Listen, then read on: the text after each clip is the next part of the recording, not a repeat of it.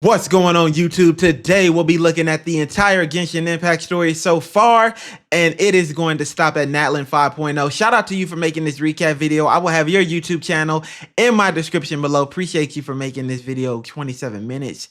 Thank you.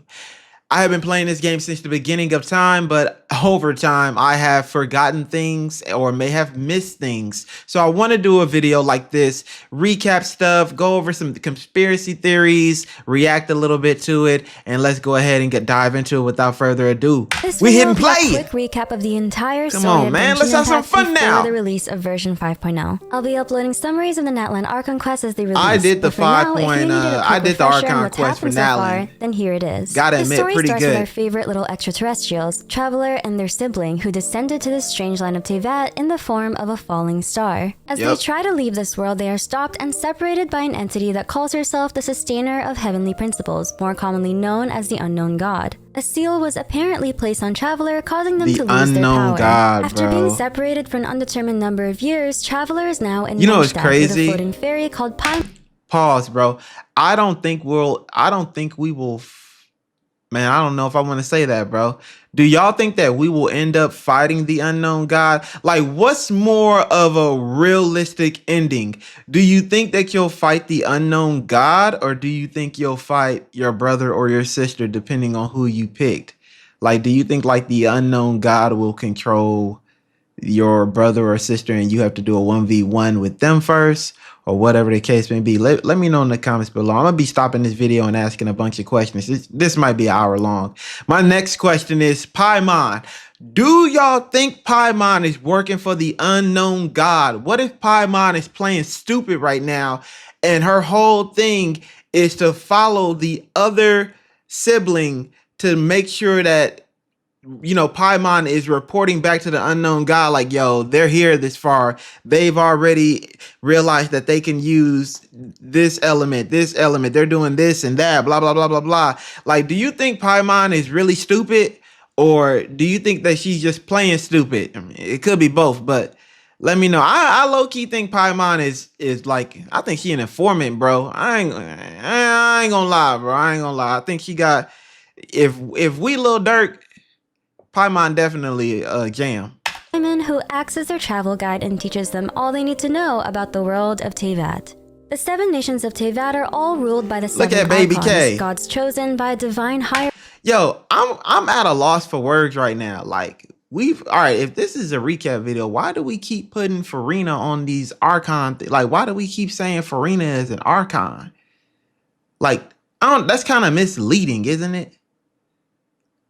Like, I was pissed off when I found out, like, I didn't look at leaks. I still don't look at leaks. So when I went through the story and I had already C6 my Farina, I was low-key pissed off when I found out, like, she wasn't no archon. I personally thought that she was just going through something and, like, I don't know, she just couldn't, like, get it up or something. Like, if you lose it, if you don't use it, you lose it type of thing. And that's what I was hoping to happen to her. But when I found out, like, she wasn't no archon, I was low-key pissed off, bro. But I mean, it is what it is, bro. Hierarchy known as Celestia to rule over the lands and their respective elements. Visions are items used as conduits for elemental power. These visions are granted to select few people in Teyvat by the celestial deities. It's said that vision holders might have the chance to become gods themselves in hopes that they too could ascend to Celestia. Just note that archons themselves don't give visions because they're apparently the bottom of the barrel when it comes to divine hierarchy. The takeaway from this is that Celestia is scary. The first of the 7 nations is Mondstadt, which worships the Anemo archon Barbados. As a city of freedom, the archon Barbados has taken a more hands. Favorite region so far is definitely Fontaine, but for the longest it was Mondstadt. Mondstadt for me is so boring that I can imagine myself living here. You know what I mean? Like, it looks so peaceful. I just fool with it. Off approach in ruling. So although the city has an entire church and religion that actively worships him, Barbados is relatively absent. Yep. The Knights of Favonius functions as Mondstadt's leading authority, with Jean as the acting Grand Master, while Grandmaster Varka is away on an undisclosed expedition. Mondstadt's major crisis is that a dragon named Storm Terror has unleashed violent windstorms threatening to destroy the city. The Knights of Favonius have a plan, and as an honorary knight, Traveler is compelled to help. The plan is to cut off Storm Terror's power supply, which are crystals located in Mondstadt's major temples. But there's an issue. Storm Terror's real name is Dvalin, and contrary to current belief, Dvalin was actually a good dragon. He was even one of the 4 legendary protectors of Mondstadt. So what turned him evil? 500 years ago, Teyvat faced a worldwide crisis known as the Cataclysm. The nation of Conria fell, and abyssal creatures ran rampant, destroying everything in sight. A wicked dragon named Durin attacked Mondstadt, prompting the Anemo archon Barbados and the dragon Dvalin to fight back. Durin is successfully killed by Dvalin's fatal... Question, bro. Like, this don't have nothing to do with Dvalin and Baron. But do you think that we will ever see... Like, do you think that we'll actually get like a real cutscene that will show the true power? I mean, hell, I guess you could include them in there. Do you think that we'll get like a genuine cutscene of Dvalin or an Archon actually like showing some serious type of next level power? Like we seen them tap into it, and I know like they're not as strong as I know that part, but I'm like, do you think that something's gonna happen to where we'll be able to witness their old selves again? Like even if it's like a flashback or something, bro. I just want to see some cool overpowered ass animations going on, bro. Like that's what I want to see.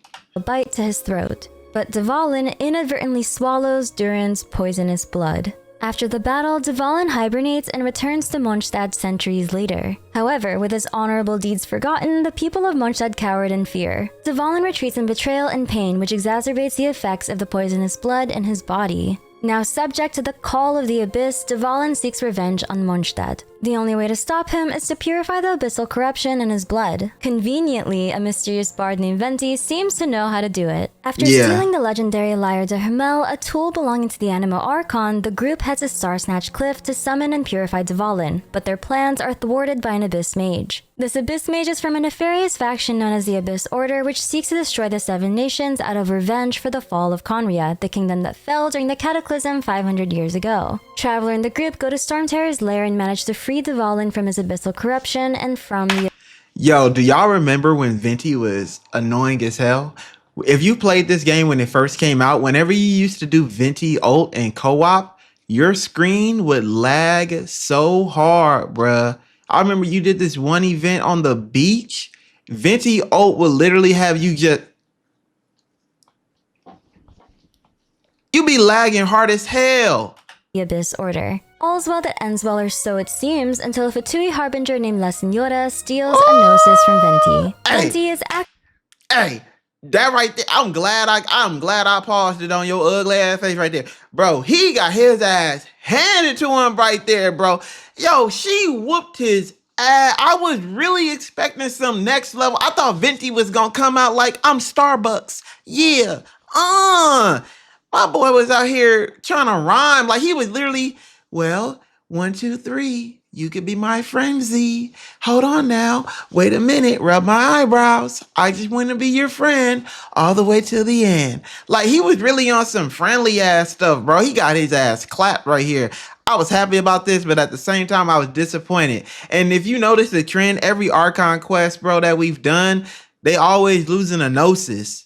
Actually the Anemo archon Barbados in disguise, and this gnosis was a device used by the archons to tap into the powers of Celestia. La Senora comes from a faction known as the Fatui, which is based in Snezhnaya, Teyvat's nation of ice, led by the Cryo archon, the Tsaritsa. The Fatui's motive is to gain control of all the archon's powers by collecting their gnosis. Mondstadt is actually one of the few places to have history with Natlan. According to the Genshin webcomics, 1,000 years ago, a tribe from Natlan was enslaved by the Lawrence clan, who took advantage of Barbados' absence and ruled Mondstadt as tyrants. The Natlan hero Vanessa, with the help of Barbados, would free Mondstadt from the aristocracy, and she would later become one of Mondstadt's legendary protectors, the Falcon of the West of the Four Winds. She became a damn Pidgeotto, bro. She became a Pokemon. Two people in recorded history to ever ascend to Celestia, the other being Guhua from Liyue. To briefly recap Mondstadt's story, the situation with Dvalin has been resolved. The windstorms have disappeared, and Dvalin is no longer a vengeful dragon. Mondstadt is more or less the same as it was prior to Dvalin's rampage. The Anemo archon is still relatively absent, allowing the people of Mondstadt to live in freedom, and things appear to be peaceful so far. The Fatui have 1 out of 7 gnosis. Just a quick note, even though the Fatui operate under the orders of the Cryo archon, we don't really know the state of the cryognosis. So until we reach Snezhnaya and know for sure, the cryognosis won't be counted just yet. Okay, so we helped out Mondstadt, so surely we'll have some information on where we can find our sibling, right? You know, the sibling we lost in the beginning of the story. They play Roblox with her ass. On this journey in the first place. A weekend Venti unfortunately has no clue where the sibling is, but encourages Traveler and Paimon to visit Liyue,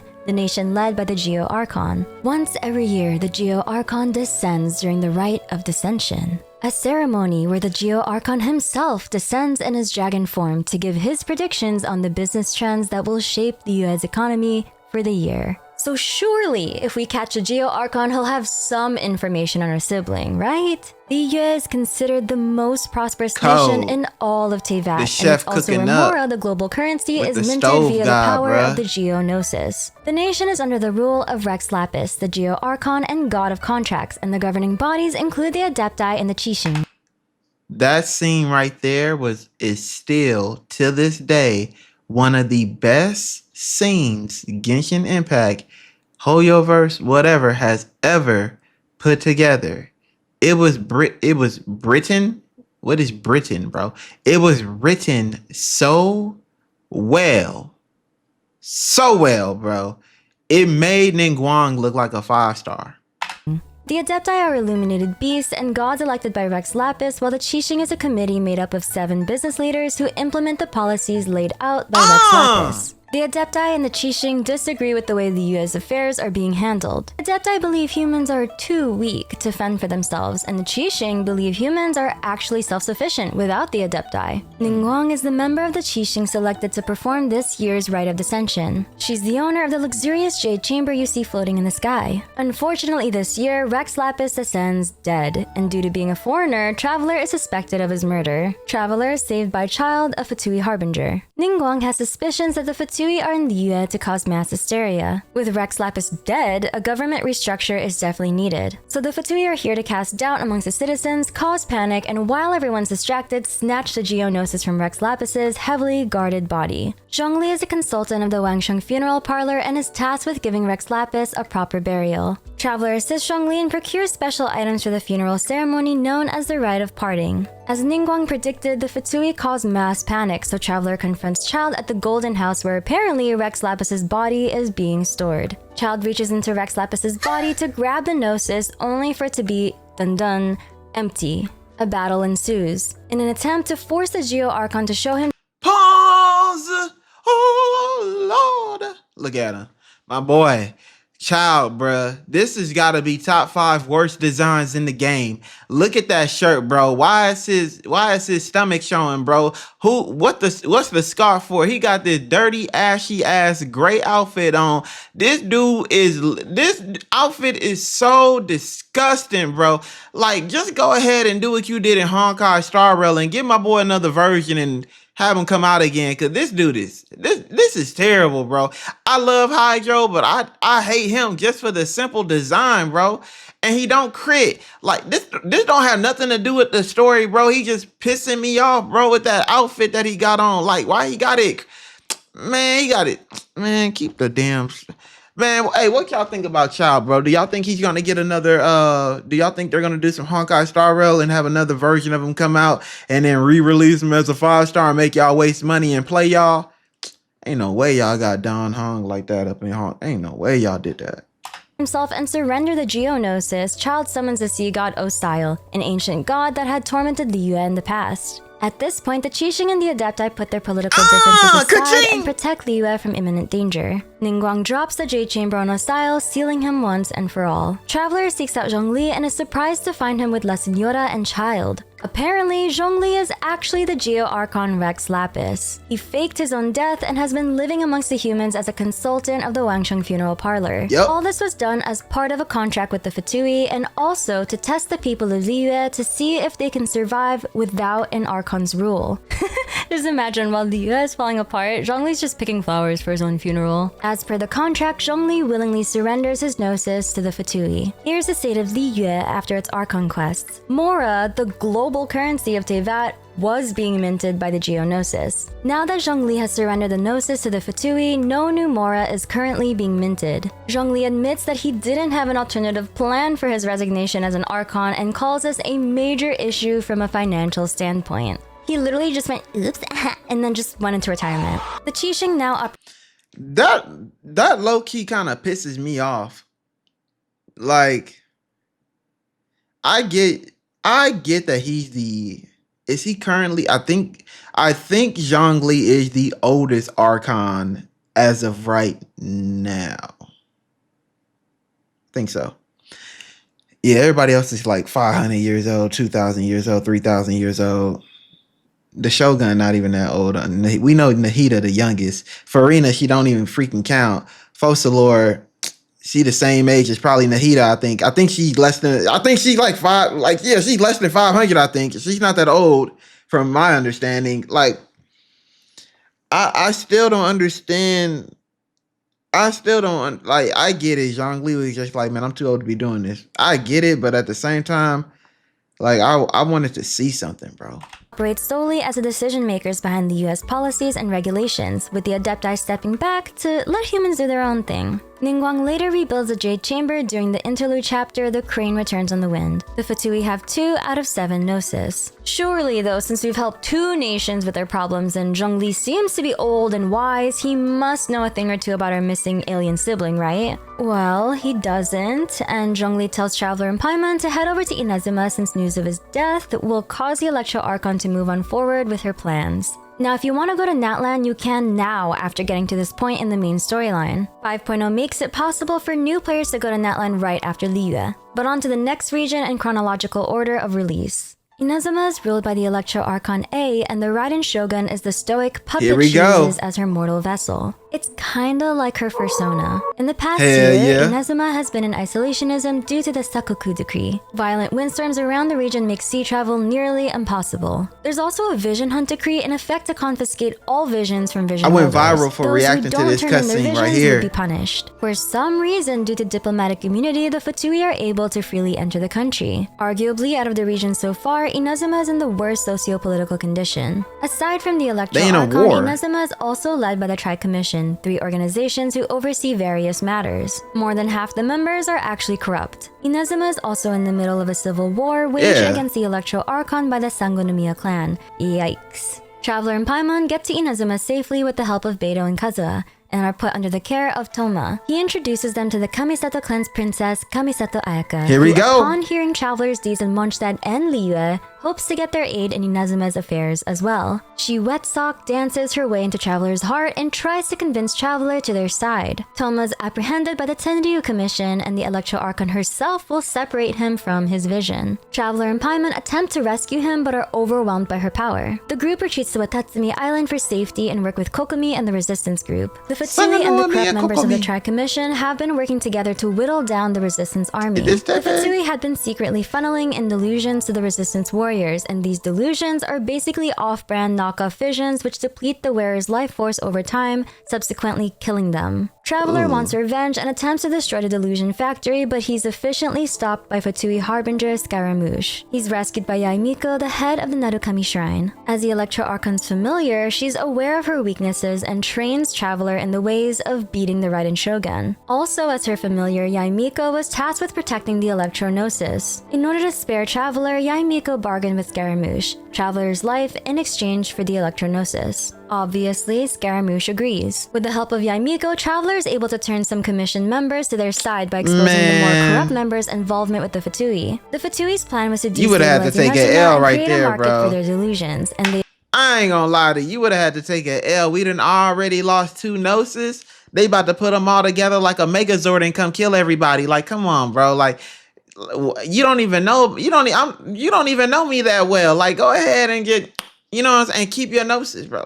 They achieve this by bribing both the Tenryu and Kanjo commissions. The group proceeds to bring their findings to the Raiden Shogun, but surprisingly find her with Fatui Harbinger La Signora for kicking Venti, taking the gnosis from Zhongli Harabuji, and all the atrocities committed in Inazuma. Traveler challenges La Signora to a duel. The loser is killed by the Raiden Shogun's Muso no Hitotachi. So, bye-bye, La Signora, I guess. I wanted her to be playable so badly, and now I just feel bad for the poor Fatui.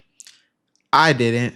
Yeah, I don't know why everybody was so hyped about her. Like, when you see her card in TCG, yeah, she would have been fire. Pun intended. She would have been really cool. Whatever. Like, that would have been nice to have a skill that does like cryo, and then her ult has like pyro in it. That would have been nice. But that would have been way too early in Genshin's day. In Genshin's time, dual elements, way too early. I think we'll get dual elements in like 6.0 maybe, but not right now. It would be nice if we can get somebody who can like switch it up a little bit, but not right now. Like, imagine an Electro Pyro character, right? And they wield like two swords. One sword is Pyro, one sword is Electro, and they wop. So that way they create their own reaction and you get past that internal cooldown. That'll be fire, bro. That'll be dope. But for right now, Sonora was past her prime, bro. She was past her time, I should say. You know, couldn't do it. We intern that had to collect her with the dustpan. The Electro Archon A reveals that she was aware of the Fatui's meddling in Inazuma and allowed it because it posed no threat to her ideals of eternity, in which everything stays the same forever. During the Cataclysm 500 years ago, her dearest friends and sister, the previous Electro Archon, were killed. Since she suffered so much loss from the process of progress, her solution was to keep herself and Inazuma locked in a state of eternity. Traveler challenges her to a duel, and with Yaimiko's persuasion, the Electro Archon A surrenders. This is the state of Inazuma after the Archon quests. The Vision Hunt decree is abolished, and visions are returned to their rightful owners. The Sakoku decree is lifted later during Raiden Shogun's Act 2 story quest, causing an influx of visitors and trade to the country. The corrupt Kanjo and Tenryu commissioners are arrested for their involvement with the Fatui. A later finds new resolve as a leader, and she begins to play a more active role in Inazuma's policies. Inazuma seems to be moving towards a more progressive future post-Archon quests. The Fatui have 3 out of 7. That was dope. So there was a couple things that I missed, or I should say I forgotten when I did this. I'm not gonna lie, this is probably one that I was like 60% aware of. Like, the only thing I remember from the Inazuma Archon quest is when like that cutscene where she just blitzed her ass. Well, she didn't even blitz her. She walked up on her and then just pow, bro, and just killed Sonora. So yeah, watching Sonora die, like, or however she said her name. I just call her Signora, like Signora, whatever. Anyway, but watching her die was chef's kiss. Gnosis. Yaimiko encourages Traveler and Paimon to go to Sumeru, and this is where the Inazuma Archon quests end. Sumeru is the land of plants and knowledge, and it's led by the Dendro Archon Kusanali, the god of wisdom. Sumeru Academia is Teyvat's largest known Sumeru is going to be the worst one yet. The story was so good, but it's ruined by the R&R quest. Academic center and functions as the nation's governing body. The Matra are disciplinary officers for the academia and enforce the institute's integrity. The Eremites are a loosely organized mercenary corps in the Sumeru desert that accept commissions from various organizations depending on the... Yo, let's pause, and can we acknowledge that Dia's story is top 5 stories in Genshin Impact? Regardless how you feel about her kit. Yeah, Hoyoverse, y'all did it wrong with the kit. Like, if y'all let me hire me, bruh, y'all want to know what I would do? At the end of her skill, the damage that she mitigated and that she healed, she deals 1 final damage that hits enemies and applies pyro status to them and all that good stuff. But also the damage that she mitigated, she takes a portion of that and she heals your team too. Like, y'all should have just did that versus, I don't know what y'all was trying to do, and fix her ult, bruh. Either buff her ult up like a lot, or let it be able to trigger things like Fischl's odds and, you know, Yelan's ult, you know, Singcho's ult, etc. Come on, man. The pay. Knowledge is managed as a resource through a device known as the Akasha system, which was invented by the previous Dendro archon Teyvat, and this system is currently being powered by the Dendro Gnosis. Yo, one thing I gotta say, it don't have nothing to do with the archon story, but yo, whoever this is, shout out to you. You are pronunciating these words so fluently. I can't roll my tongue like that. I have a lisp. Yeah, I can barely say Sonora how you were saying it. Like you hear that? Like, shout out to you. All praise to you.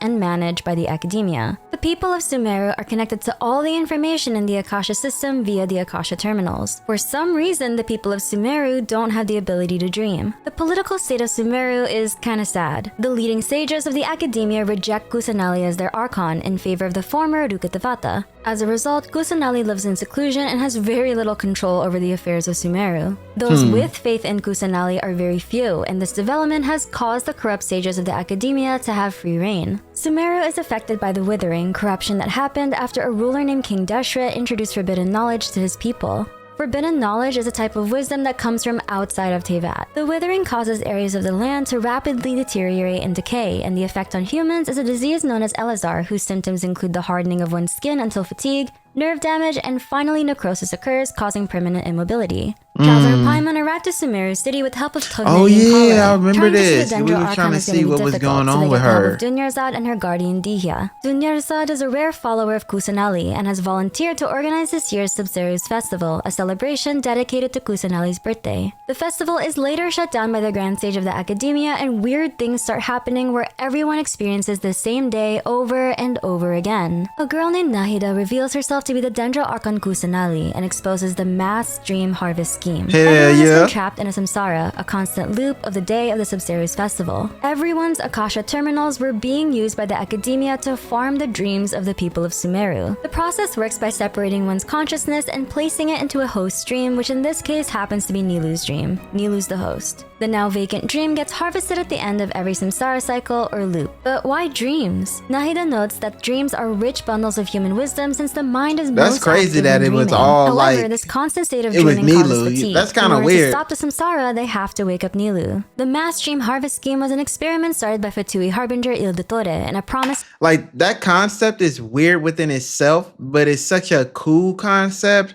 that it's like, it's kind of spooky, bro. Like, you reliving the same day because of someone's dream that someone put in that. Like, that's kind of like Sumeru had the most complicated Archon quest, probably the most complicated story thus far. Mondstadt was pretty easy. Oh, he got some blood. Purify him. Yeah. Liyue, I'm gonna fake my death. I'm the Archon. Sumeru, the Fatui is here, but they're not disturbing my peace. Okay, never mind. I gotta kill her. Like, and then Sumeru, I'm gonna have a dream in a dream. Oh, go to sleep now, y'all. Live the same thing. Wait, wear this device. You cannot dream, but you're in a dream. Nilu's like complicated as hell, bro. Very complicated. To provide the academia with a new god, superior to Nahida. The vessel for this new god is fellow Harbinger Scaramouche, who has the Electronosis from Inazuma. Nahida and Traveler defeat the newly born god Scaramouche and remove the Electronosis powering his new form. They took it back. Is taken into Nahida's custody and recovers in a secret location in the She meantime. whooped his ass, Using bro. both the Dendro and Electronosis, Nahida and Traveler access the previous Dendro Archon's final memory. This for was her a wisdom beautiful. to help them fix I couldn't even Sumeru's talk. This was a entire beautiful situation. scene. The previous Dendro Archon. Beautiful. Yo, this is when, in my opinion, Hoyoverse starts spending all that damn money that we be wishing with. They started really investing into the cutscenes. Sumeru had one of the best Archon cutscenes. Like, legit, I seen videos of people crying around this motherfucker. Like, I was like, what? Y'all crying for real? I didn't cry, but like, people was really touched by this story, bro. Like, this is...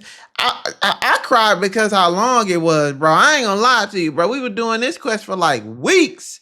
Literally, technically in the game. It's like, but like, yo, beautiful Archon quest.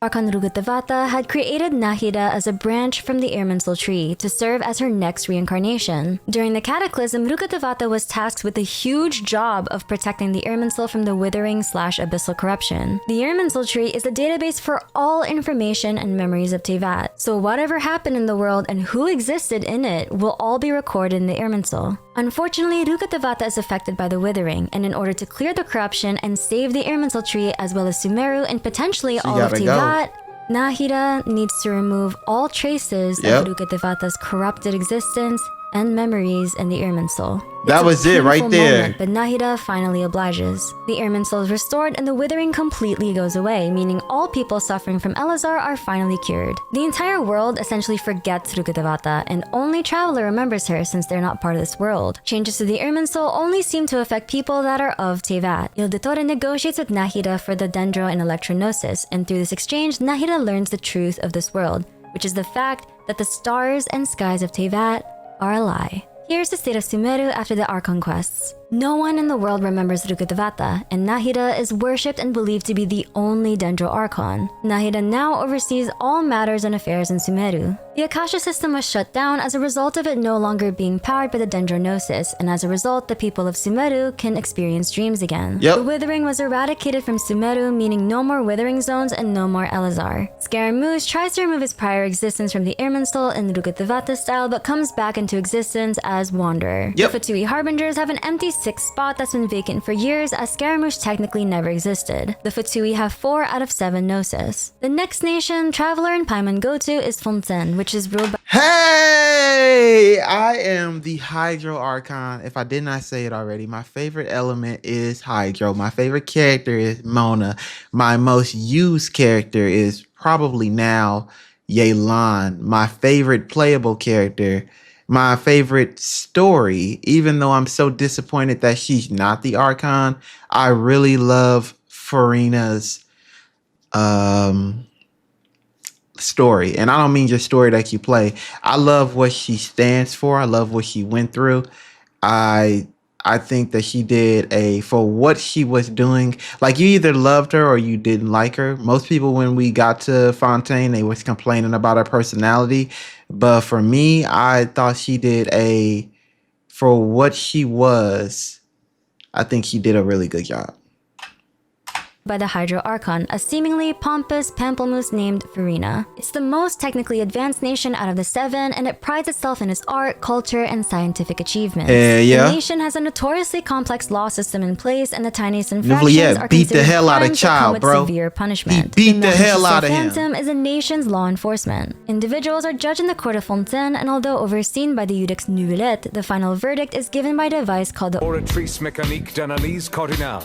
The Oratrice was invented by the Hydro Archon to convert people's belief in justice into indemnitium, which is the nation's unique energy source. However, Fontaine has been facing an energy crisis, and the threat of destruction looms over the nation. An ancient prophecy has caused panic amongst the citizens. Electro, the prophecy dictates that all inhabitants of Fontaine are born with sin that cannot be absolved. The waters will rise, and all the people will be drowned and dissolved. During this great flood, the sins of the people will be washed away. Only the Hydro Archon will remain, weeping on her throne. The Fontaine Archon quest can be broken up into 3 major acts. The Murder Mystery Act, the Prison Act, and the Final Act. In the Murder Mystery Act, a serial killer is going around dissolving Fontainian women. Apparently, the people from Fontaine are built different. This is when from a place called the This is when I started thinking that Hoyoverse started getting a little bit dark, bro. Like, right here, like, this dude is just going around targeting women. Like, Hoyoverse got a little dark right here. They started living to that anime type of stuff. You know, them animes be kind of weird, but they be good, though. Come on now. Primordial Sea can kill them / dissolve them. The 3 suspects are Linny, Child, and a man named Marcel. Linny is cleared of all charges, and it just so happened he was in the wrong place at the wrong time. We also learned that Linny and his siblings work for the Fatui Harbinger Arlecchino and the House of the Hearth. Marcel is revealed to be the serial killer and had done so as an experiment to bring back his dead wife who had accidentally dissolved in the Primordial Sea. The Oratrice charges Marcel as guilty for dissolving Fontainian women, but for some reason it also charges Child guilty of the crime as well, even though he's clearly innocent. Neuvillette apprehends Child, and Child is sent to the fortress of Meripede, the national prison. This is where we enter the Prison Act. The Tui Harbinger Arlecchino bargains with Neuvillette to secure the safety of Child. However, shortly after being incarcerated in the fortress of Meripede, Child has suddenly gone missing. Traveler and Paimon are sent to Meripede to investigate Child's disappearance. In doing so, we learn that Child is in the Primordial Sea with an abyssal narwhal. The fortress of Meripede was built by the previous Hydro Archon Egeria. Look at Wiggly Man, bro. To seal the Primordial Sea. This abyssal narwhal has been harnessing the power of the Primordial Sea and has caused tremors throughout the land. The Primordial Sea starts leaking and is quickly sealed by Neuvillette. Unfortunately, the tremors and leakage of the Primordial Sea have destroyed parts of Fontaine, namely Poisson, where Navia and the Spina di Rosula live. I'm like glued into this, for this, so I'll do it once here. Navia! This unfortunate incident causes what the hell was casualties. That? What? What the hell was that? Why they do that? R.I.P. Silver and Malus, man. This prompts the group to investigate the truth behind the prophecy. Now on to the final act. After uncovering ancient ruins, the group spot a mural related to the prophecy. However, a slate from the mural appears to be missing. Asking Furina about the prophecy slates causes her to become emotional, and she flees, claiming to know nothing about it. Furina's inability to save Poisson from the primordial waters causes doubt about her Archon status, and so she's put on trial for being a fake Archon. Poor Furina is tried and tested, and it turns out she doesn't even have power over the Hydro element. In fact, her abilities are very much in line with a normal visionless human. The final verdict goes out, and the Oratrice declares the Hydro Archon guilty, with her offense punishable by death, even though the trial just proved that Furina was not the Hydro Archon. Flamina appears, having retrieved the missing prophecy slate from the ruins, and this is the that part of the damn story, that part of the Archon quest pissed me off, bro. I want to believe that somewhere down the line, Neuvillette is going to be like, I know I have the power, but the people need to believe in someone else. The people need, I feel like, I just want, like, I don't know, man. I just want it to be really cheesy, bro. Like, I just want it to end my way, bro. I want Furina to go through something and Neuvillette is like, you know what? The people need hope, and you gave them hope for all this time, and you're the one who they believe in. And she's going to be like, well, no, I'm not worthy. And he's going to be like, you kept the people together for so long, and you didn't even have the power to. Now you do.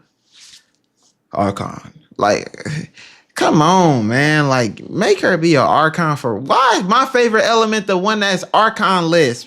True story. Come on, bro. In the ancient past, Oceanids served as the loyal subjects of the previous Hydro Archon Egeria. These Oceanids had a deep desire to be human. Egeria was hoeing the hell out of y'all, bro.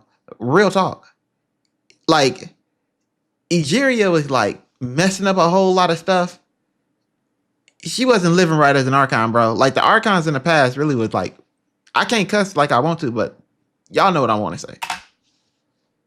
What? And so Egeria used the power of the Primordial Sea to turn Oceanids into the Fontainians. The primordial water reverts the transformation, hence why only Fontainians dissolve when they come into contact with it. This was a massive no-no to Celestia, who declared that the Hydro Archon and her people would be punished for their sins. The Abyssal Narwhal suddenly appears, and Neuvillette as well as Child fight to hold it back. Meanwhile, the Oratrice is powering up, ready to carry out its death sentence. Traveler rushes to Furina, and coming into contact with one of her tears sends both Traveler and Neuvillette into separate realms. Neuvillette meets the truth. Like, how does that happen, bro? If she ain't got no powers, how does that... I mean, I know how it happened because Focalor, she's half and half. She's a coffee.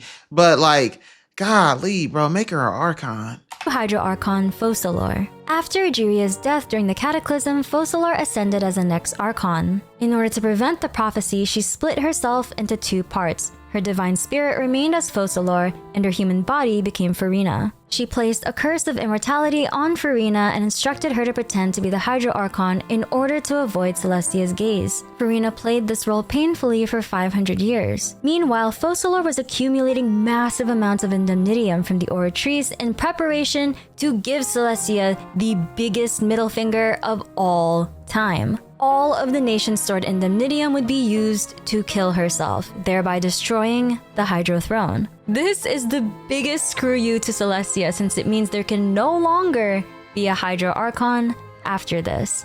Ever. In the ancient past, Teyvat's original species were the dragon. Bro, why my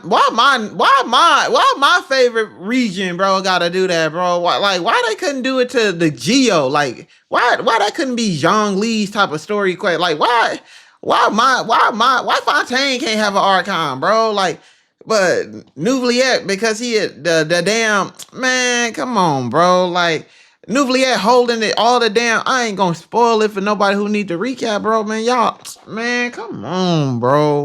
And their rulers, the seven sovereigns. A god known as the Primordial One defeated the sovereigns, colonized the land for humans, and the power over the elements would much later be distributed among the seven archons. Nouveliette is actually the successor of the Hydro Dragon Sovereign. This means that by killing herself and the Hydro Throne, the power over the Hydro element will be returned to Nouveliette. With his full power restored, Nouveliette absolves the sin of all Fontainians. Nouveliette and Traveler enter the Primordial Sea to finally defeat the all-devouring Narwhal. The child's master Skirk informs them that the Narwhal has unfortunately already done damage to the nation due to it rocking the Primordial Sea during their fight. The Great Flood happens, but due to Nouveliette absolving the people of their sin, no one dissolves. Everyone is saved by the Fontaine cast. Honorable mention for Riesli's ship. This is the state of Fontaine after the Archon quests. The nation rebuilds very soon after the Great Flood. Verena leaves the Opera Epiclese and lives away from the public eye. Even though she was technically never the real Hydro Archon, the citizens still have a lot of respect for her. Yes, they do. Promises that she will be taken care of, and she later receives her Hydro vision.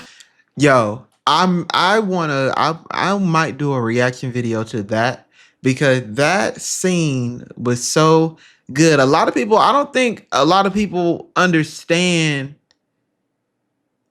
Like, a lot of people don't understand that story quest. They just look at her, oh, she was being bratty. Oh, she was doing this and that. Like, she literally legit put her life on the line. Well, she didn't put it on the line in a sense.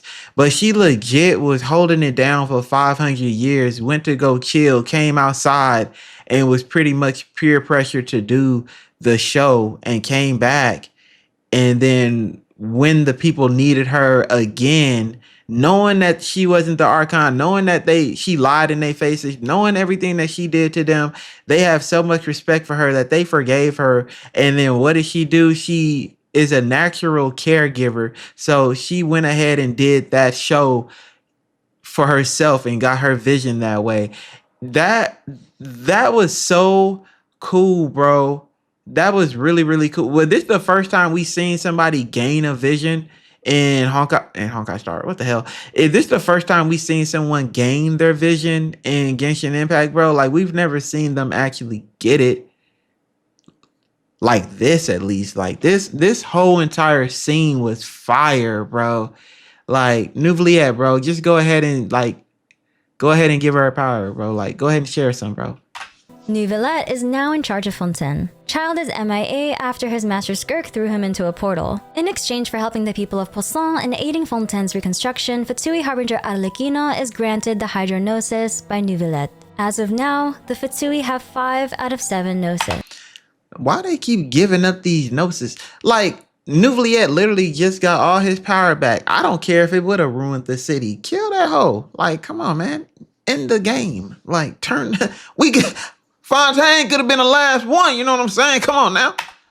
Nouveliette advises Traveler and Paimon to go to Natlan, the nation of war, where we might run into Fatui Harbinger Capitano. Now, before I give you a quick overview about what Natlan's plot currently looks like, what happened to our sibling? We find out they're a series known as the Traveler Archon quests. These quests are kind of intermission quests which give you lore about the overarching story of Genshin, nations aside. It's some of my favorite quests for obvious reasons, so here's a summary of the information we learned from it. 500 years ago, the nation of Conria was destroyed allegedly by Celestia. At its prime, Conria was an underground civilization extremely advanced in technology and alchemy. The unique thing about this nation was that it had no god or archon. When Conria was destroyed, a lot of the surviving citizens joined the Abyss Order, the faction that momentarily turned Dvalin evil during the Mondstadt storyline. Again, they sought revenge against the Seven Nations and Celestia, blaming them for the fall of Conria. In these Traveler quests, we meet a rare Conrian and the indisputable best character in all of Genshin Impact, Minsleif. He's basically a walking treasure trove of What lore, the and it's through these quests that we learn some important information. Our sibling is the prince/princess of the Abyss Order. They witnessed the fall of Conria 500 years ago and traveled Teyvat with Minsleif until they split and our sibling joined the Abyss Order. The Abyss Order has been I think that our twin or whatever, our sister, our brother, I think that Paimon and us are right here, and our brother and sister got moved into another type of like multiverse timeline, and they're way ahead of us doing all types of stuff. I feel like they have already, like the story that we're going through with the nations, they've already achieved their goal here, and we're playing catch up. Like that's how I mentally look at it, bro. Because every time we seen them, they always are doing some cool elite stuff, bro. Like they already in charge, they already joining up on stuff. Like that's how I'm looking at it, bro. I feel like they're in a different universe, but at the same time, they're in the future of another universe, and we're like right here, bro. Like we're behind them. Like I don't think it's we got split and we just stayed the same. Like I think we got split. You went here and you went over here. You just happen to be in the future over here. Like that's what my logic is. Y'all let me know what y'all think, bro. Trying things from reviving dead gods to potentially creating a device that has the power to rewrite fate itself. Our sibling appears to be headstrong in their goal to lead the Abyss Order to victory, and the last time we see them is in the Fontaine Archon quest bedtime story. They encourage travelers to complete their journey first, and apparently after that, we'll fully understand their motives. Maybe. This is the... You see what I'm saying? Like, why you want me to complete my journey in order to understand something that you're doing? You've already lived, you've already done it, bro. Just go ahead and tell me. What up? Current state of the Natlan plot. Natlan is called the Nation of War because across thousands of years of its history, it's been at war with the Abyss. The Abyss has invaded an area known as the Night Kingdom, and they now have access to Natlan's entire history and memories. Because of this, Natlan is speculated to have less than a year before it's finally destroyed by the Abyss. Capitano is most likely here in Natlan to challenge the Archon for the Pyronosis. As a quick side note, the Abyss Order is a faction that follows the call of the Abyss. The Abyss alone is a malignant entity and can operate independently from the Order. It has its own will. So of course, it's up to our dutiful traveler in Paimon to come to Natlan's rescue. And this is a story of Genshin Impact so far before version 5.0. I don't know if that's copyright music. Yo, this was a good recap video. Yo, shout out to you for doing this video. This was really good. As you can see, every time we go help a region, they lose their gnosis. It is what it is, bro. I feel like, me personally, I don't think we should have lost the Geo one, and I don't think we should have lost. I feel like Nahida, we low-key didn't need to lose Nahida's, like in Sumeru. We had two of them hoes at that point. We had the Electro one and the Dendro one. But shout out to them though, bro. Shout out to them. That was really good, bro. That was really good. It definitely refreshed my memory. I thought I missed way more than I thought, but apparently I'm not that behind. Like if I had to scale it, I was at like a 8.1 out of 10 on everything that happened. Now I'm like at a 9.6 because there's still some quests that, they didn't go over in this video that I missed. Well, that I'm not going to say I missed, but I don't remember like obviously like that. But yeah, very good video, very good recap. Hopefully y'all enjoyed this recap and y'all enjoyed my humor. Don't take me serious. I just be rambling sometimes, but I hope you got the overall point of the video. Outside of that, peace.